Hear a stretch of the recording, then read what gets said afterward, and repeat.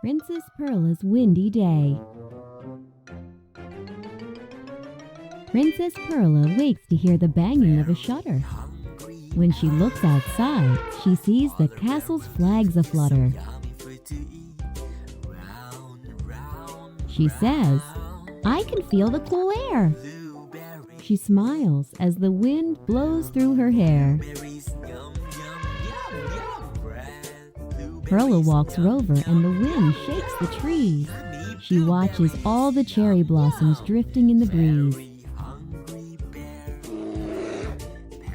She walks to the windmill where the sails go around and dandelions' fluffy seeds all float along the ground.